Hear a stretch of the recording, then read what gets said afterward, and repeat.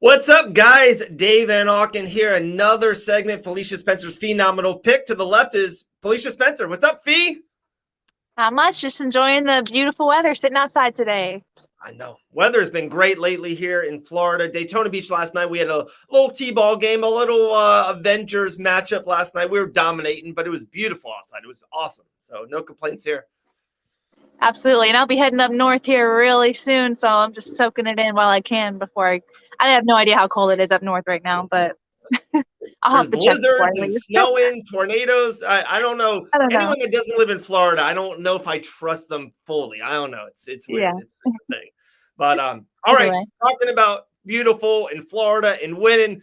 Fee, you killed it last week, UFC Vegas 51. It was a really great card, but Drakkar close with one of the performances of the weekend. And your phenomenal pick, your upset pick, Jordan Lovett's making splits, doing his thing. Really good performance by you last week, Fee. Good performance. There you go. Well, thanks. I had to kind of make up for the prior week. You win some, you lose some, and I had a good week, so I'll take it. Fee, you are 10-2 in your lock picks. That's superb. And your underdog picks, you're 5-7. You're so close to being 500. We're gonna get it. We're getting there. So let's get into it. UFC Vegas 52. Really good card. I love the main event. The Lemos versus Jessica Andrade.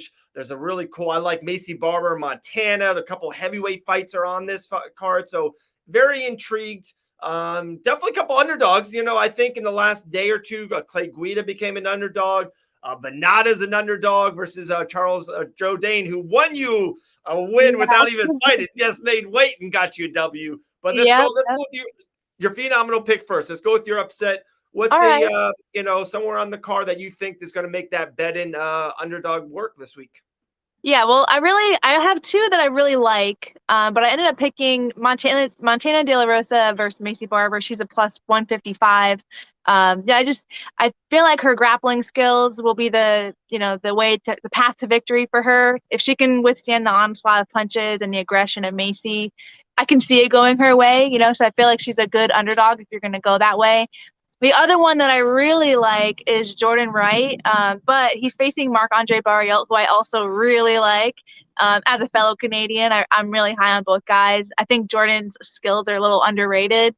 Marc-Andre has had I think he's like 2-4 or something like that in the UFC right now. So, it's a dangerous fight because he is in that position where if he loses it, he'd kind of be on the precipice of losing, UFC status. So I think he's going to be coming out really dangerous, which is kind of why I also didn't pick Jordan Wright versus him, because I think he has all the skills to still win that fight. But yeah, if you like Jordan Wright in that position, I think that's a great one as well. But my underdog phenomenal pick is going to be Montana. Okay. Couple things I want to take that. There's a couple good things. First, let me start with Montana. Great pick. I was talking to her a little bit back and forth a couple of days ago. She's ready to fight. I think she's going to have a really good performance. But let's go with the Macy Barber side of this. Macy Barber, maybe 24 months ago, was like the limelight of the division, the next big thing in the female side of things. I think she was really loud about trying to beat John Jones's youngest fighter to ever win a championship. She got the injury versus Roxanne Modafferi, but took an L in that. Then came back and fought Grasso, took an L on that, but we know Alexa Grasso is a top 5, top 7 fighter in the division, really good. Then she just fought Miranda Maverick. She won via split decision. If you ask 10 MMA fans, 9 of them are going to say Miranda Maverick won that fight. So, she's on this kind of downward spiral. What is it going to take for her to kind of bounce back from it and kind of maybe realize her potential? Or let's just be honest, was she just – I hate to say this and no disrespect at all, but was she just maybe overhyped or over promoted a little bit at the beginning of her career? Where would you go if you're Macy Barber right now? Well, everything you said is true. She's had a skid for sure. I don't think she was overhyped because she made that happen. Good for her. She had the voice, I don't think it started with her and her talking, her skills on the mic and that kind of thing, just calling people out and just being her own attitude about things, which didn't rub everyone the right way for sure. But she deserved her spotlight. She beat great fighters. She beat, Jillian, who I think is also a potential to be a top top contender, if not the champion, so she's got some great wins. She's got some tough losses. So yeah, I think for her to bounce back, she's going to need to just hone in her skills, hone in her emotion and, in the fight. And maybe, now she knows she's beatable, she's not invincible. So that's going to help just with the defensive and the pace and just everything. But, I think she's got a good team. Does she still work with Ben Askren? I feel like she did for a while. I know she moved camps there for a second when stuff wasn't Yeah, going well. Honestly, I haven't seen much about her. Like, maybe in a good way. She's I feel like she's backing off a little bit on the social media presence and kind of doing stuff like that. And that might be a good thing, to be honest. She might be totally, revamped and with a whole new, outlook and skill set and everything. So there's definitely, she's still so young, like she said, she tried to be the youngest. It didn't work out, like for most everyone doesn't work out unless you're John Jones. But yeah, I think that she still has a lot of potential, and we'll see in this fight how it pans out, so. Really important fight for both ladies, to be really honest. 2, yes, that John Jones guy is pretty damn good. And 3, bringing up Jillian the Savage Robertson and a loss on Fight Bananas on a national holiday for Jillian Robertson. Felicia Spencer, what are you thinking? What are you doing? It's a complimentary thing for Macy, like she did it, No, I've lost a few times too. It's all right. I don't remember any of it. Remember, the better that Macy is, the better it is for Jillian. So, hype up Macy a little bit. I guess I shouldn't be hoping that she loses. I should be hoping Macy wins. So that it's better for Jillian. So my bad. When I talk to you guys off air, it's like, I wouldn't mind Norma DeMont winning 19 straight fights. I wouldn't mind it. I love it. Yeah. Oh, man. All right. Back on tracks. We're getting back on tracks. Yeah. Your lock picks are so great. 10-2. Like, I'm telling you, everyone thinks once in a while I hear oh, she's just picking this person, that person. I challenge people to do this week in and week out. It's harder than what people think. And on this fight card, there is one really high favorite, and I don't know if you go there. If you go there, fine.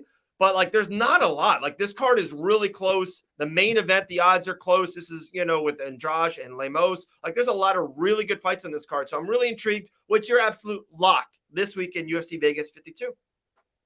Yeah, it's kind of been driving me crazy that when I go through the list and the records, and then I make my pick, and then I go to the betting odds, and then it's oh, they're already a huge favorite. This kind of sucks because I really like this pick, and it's not like I went the other way around for it. So it did happen again this week though, but I almost backed out of it. But I said, you know what, I'm gonna make a parlay for 2 of them. Whoa. So they both have to win for me to get this victory. So that way it's a little more fair because they're both pretty heavy favorites. I liked both of them from the get-go. So I'm starting down the very first fight of the night, Dean Barry, he's fighting Mike Jackson.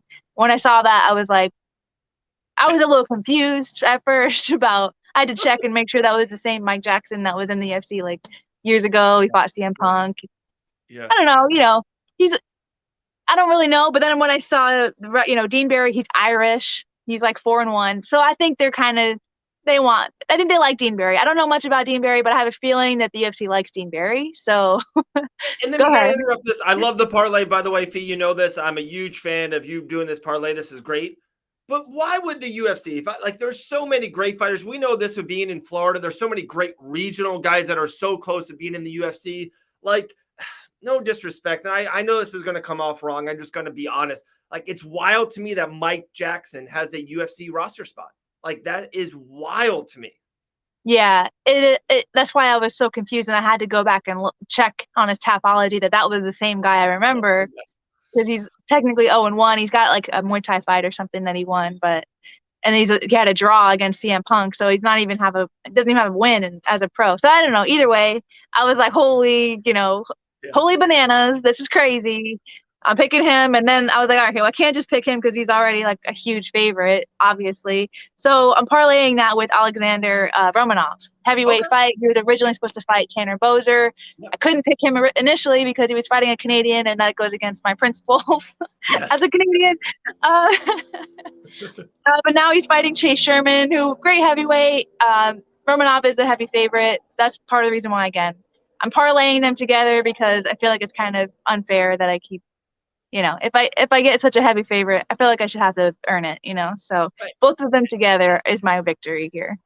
Felicia, you are two men or two lady, two women are walking into a cage fight. Stuff happens. So there's Oh no, yeah, for Juliana sure. Pena beat Amanda Nunes, Holly Holm beat Ronda Rousey. So no one's invincible. There's no huge favorites. It happens. Underdogs happen all the time. So that's what makes Absolutely. this pick so hard.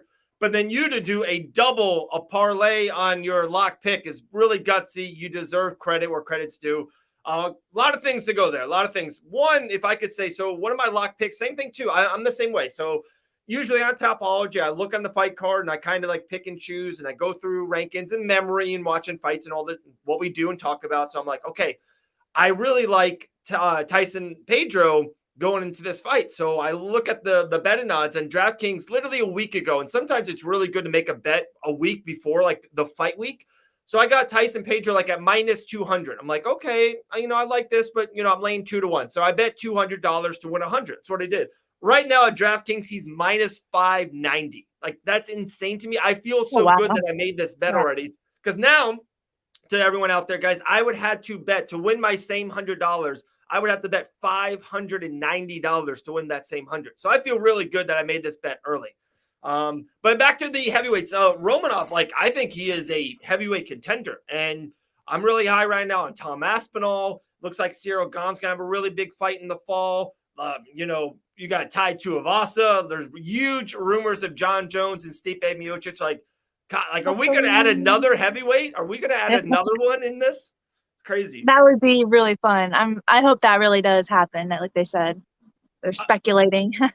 So right? I saw the best tweet ever. We're going to make a post about it on Fight Bananas. It says something about like Stipe and John Jones is like when a guy and a girl had like sexual energy in college, but never hooked up. Then they became 40 years old and they both just got divorced. Like, best tweet ever. It feels like that. Yeah. It's like is this really happening, right? Yeah, it's like years and years and years and years. And if they do it, is it unquestionably the best or the biggest or, I don't know what the word to say, the most bananas heavyweight matchup in the history? Like, is that it? Like, John Jones, you can argue is the greatest MMA fighter ever. And Stipe, you can argue is the greatest UFC heavyweight champion ever. Like, that would be the biggest fight. I would say unquestionably the greatest heavyweight non-title fight. Unquestionably. Okay, right? What happened if it's for the interim championship? Oh, is it going to be for an interim? Oh, has to. Yeah. You think so?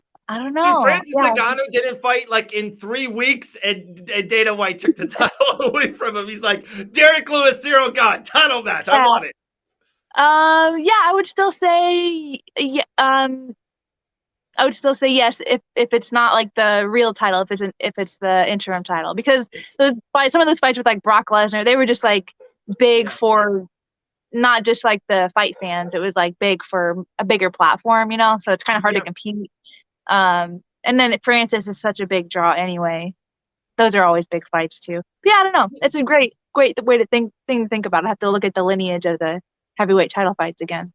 Right. And what's so beautiful about this fight, the winner, it doesn't matter. Like, if John Jones wins this fight and if they do John Jones Francis and like John Jones just beats Stipe and he's the interim champion versus Francis, I can argue that might be the biggest fight in UFC history.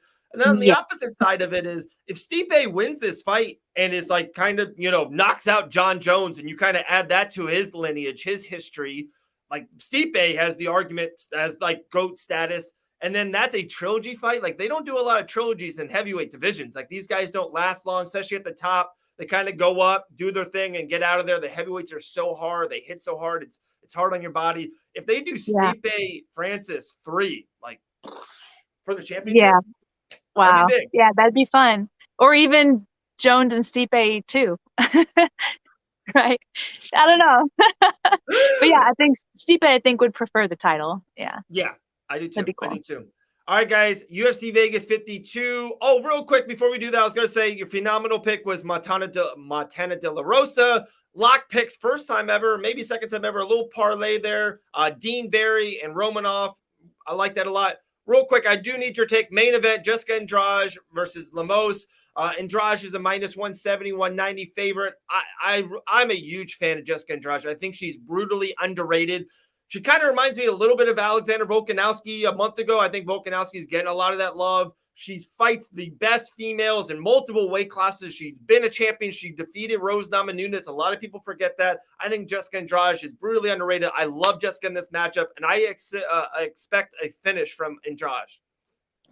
Yeah, I my heart tells me the same thing. You know, I'm a big fan of Jessica. I feel like, yeah, people just, you know, she's not out in like, I don't know if she's on social media much and this and that. Like, her personality doesn't come through too much to fans, so maybe that's part of the reason why. But also, Lemos doesn't really, I don't really see much of her out in the media as well. So it's kind of like I feel like the headline of this card has kind of gone under the radar a little bit, but it's awesome matchup. Very meaningful to fight, you know, as far as like who gets closer to that title shot. I'm curious if Lemos can make a big statement. That'd be huge. Obviously, beating Andrade like that would be a career changer for her. But Andrade, yeah, again, like, is she going to stay in the top or is she going to fall down? I think she's going to stay in the top though.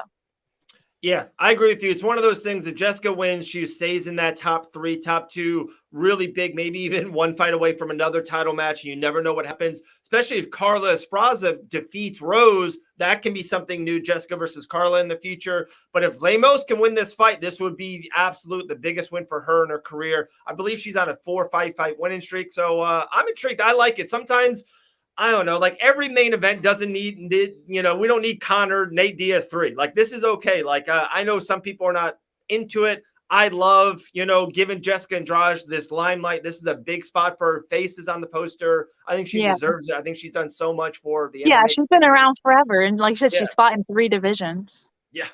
In every UFC women's division except for featherweight, I guess. There we go. Well, there we go, guys. Felicia Spencer is your favorite segment of Fight Bananas.